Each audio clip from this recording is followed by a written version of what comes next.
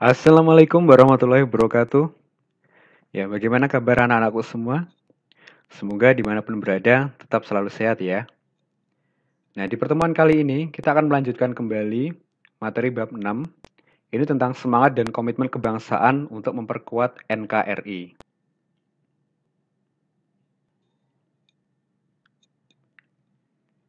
Jika anak-anak lihat, nah di sini ada headline berita judulnya Masih Belajar Online, Pelajar dari Bekasi dan Bogor terlibat tawuran di Bantar Gebang.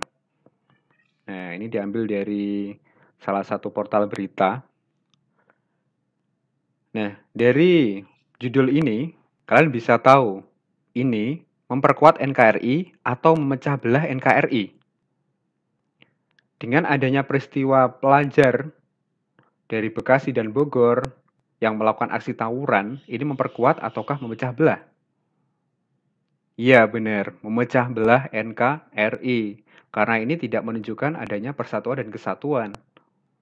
Bagaimana seharusnya sikap sebagai seorang siswa? Yang pertama, kita harus menghindari konflik. Jadi, untuk meningkatkan rasa persatuan dan kesatuan, itu sebisa mungkin kita hindari konflik. Apalagi sesama siswa, sesama pelajar. Itu tidak direkomendasikan. Karena kita sebagai pelajar, itu harus menjadi contoh, harus menjadi tauladan. Bahwa kita sebagai generasi muda harus meningkatkan rasa persatuan dan kesatuan. Sebagai wujud kita cinta pada tanah air dan bangsa. Yang kedua, tanamkan komitmen dan semangat kebangsaan untuk memperkuat NKRI. Jika kita sudah menanamkan jiwa komitmen dan semangat kebangsaan di dalam diri kita, maka kita akan selalu ingat bahwa komitmen dan semangat kebangsaan itu sangat penting. Menjaga persatuan dan kesatuan itu sangat penting. Tidak boleh dilupakan.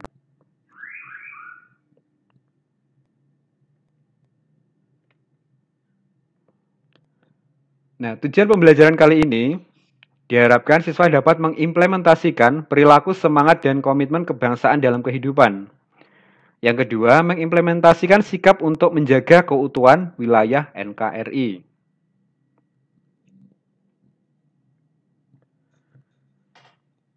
Berikutnya, Negara Kesatuan Republik Indonesia sebagai satu kesatuan. Jika anak-anak lihat di dalam Undang-Undang Dasar 1945, tepatnya pasal 1 ayat 1, di situ dinyatakan bahwa negara Indonesia adalah negara kesatuan yang berbentuk republik.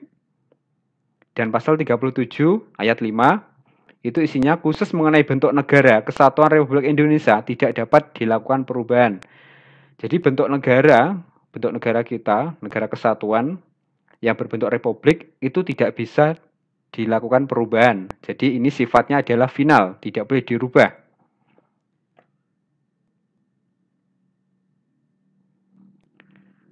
Indonesia sebagai satu kesatuan politik. Nah, Negara Kesatuan Republik Indonesia meletakkan Pancasila sebagai dasar dan falsafah serta ideologi bangsa dan negara. Melandasi, membimbing, dan mengarahkan bangsa menuju tujuan nasional negara. Pancasila adalah dasar Indonesia yang tidak boleh diganggu-gugat oleh siapapun, karena Pancasila sifatnya final. Seluruh kepulauan Nusantara ini merupakan satu kesatuan hukum. Nah, jadi aturan-aturan yang diberlakukan di Indonesia itu harus sesuai dengan Pancasila dan Undang-Undang Dasar 1945. Pancasila di sini sebagai dasar dan falsafah dan ideologi bangsa. Jadi ini adalah dasar suatu negara. Jadi apapun harus mengacu pada Pancasila. Berikutnya Indonesia sebagai satu kesatuan wilayah. Seluruh wilayah Indonesia dengan segala isi dan kekayaan yang terkandung di dalamnya merupakan satu kesatuan wilayah, wadah, ruang hidup, dan kesatuan yang mutlak bagi seluruh bangsa Indonesia.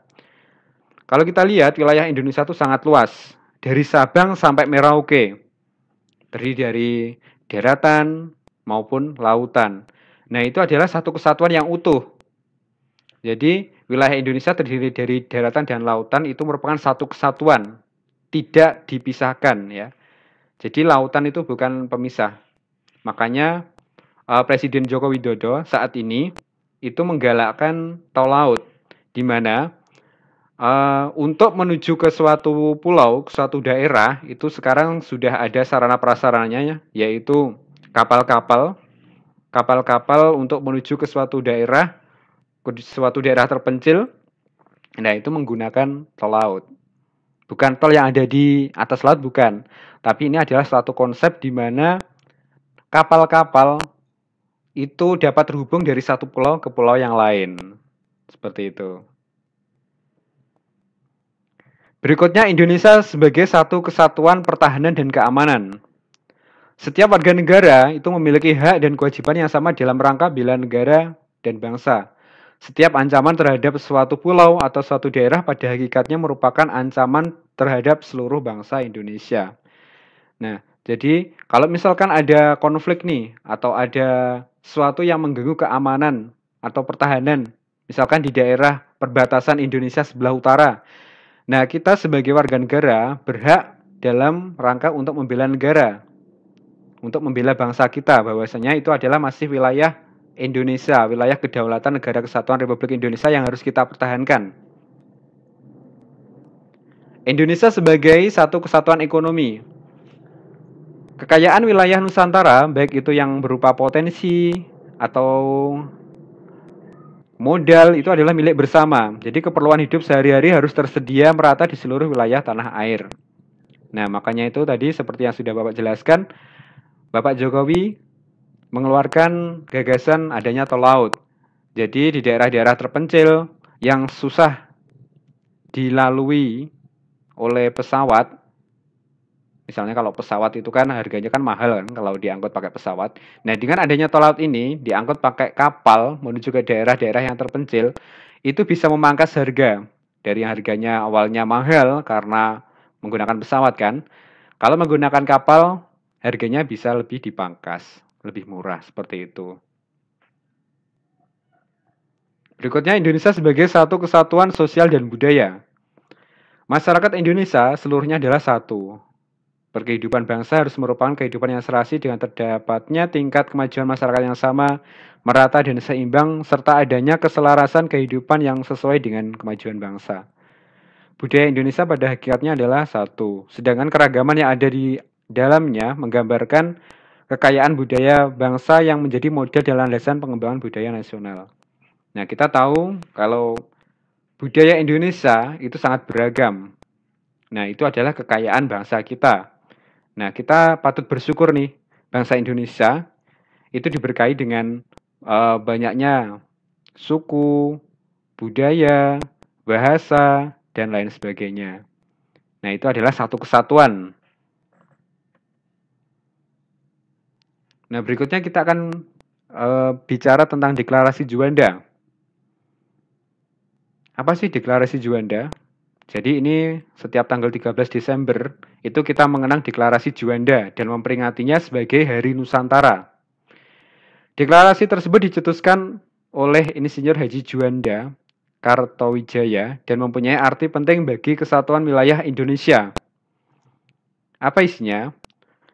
Bahwa segala perairan di sekitar, di antara, dan yang menghubungkan pulau-pulau yang termasuk dalam daratan, dengan tidak memandang luas atau lebarnya adalah bagian yang wajar dari wilayah daratan negara Republik Indonesia.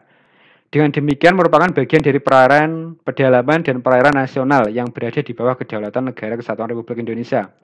Jadi intinya, perairan yang ada di Indonesia itu adalah satu kesatuan dengan daratan. Ya, jadi masih wilayah Indonesia. Nah, nanti akan Bapak jelaskan ada yang namanya zona laut teritorial dan zona ekonomi eksklusif. Berikutnya perjuangan panjang dalam deklarasi Juanda ini ya, diperjuangkan oleh Bung Karno hingga Pak Harto, lalu mendapat dukungan negara-negara pantai di dunia, lalu diakui sebagai Konvensi Hukum Laut PBB, UNCLOS tahun 1982. Dampaknya apa? Dengan adanya deklarasi Juanda ini, laut kita terbentang seluas 5,8 juta kilometer persegi. Lalu garis pantai memanjang jadi 81.000 kilometer. Termasuk di dalamnya lebih dari 17.000 pulau. Nah ini, jadi ada yang namanya zona ekonomi eksklusif dan laut teritorial.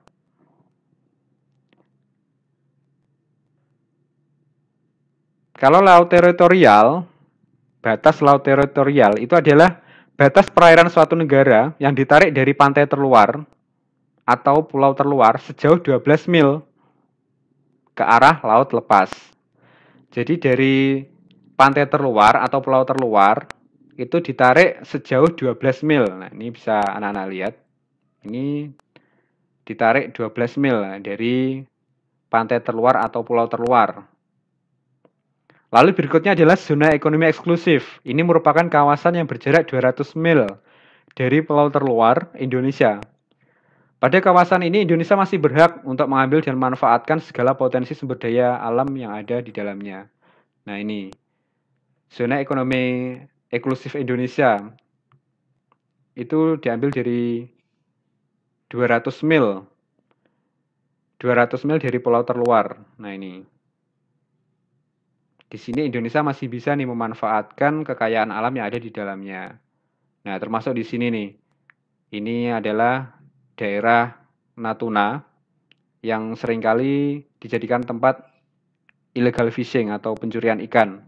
Makanya di sini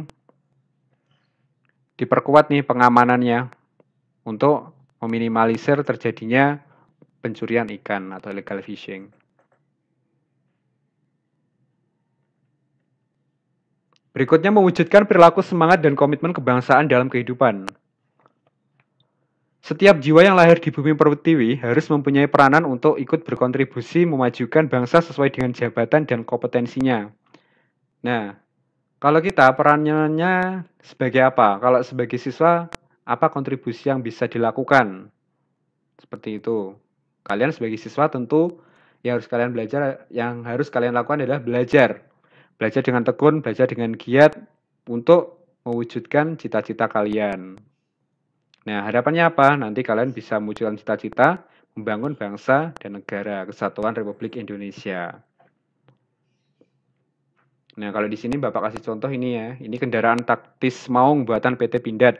Jadi PT Pindad ini adalah salah satu perusahaan negara di mana ini memproduksi alat-alat pertahanan. Nah, ini termasuk contohnya ini adalah kendaraan taktis yang digunakan oleh aparat Tentara Nasional Indonesia.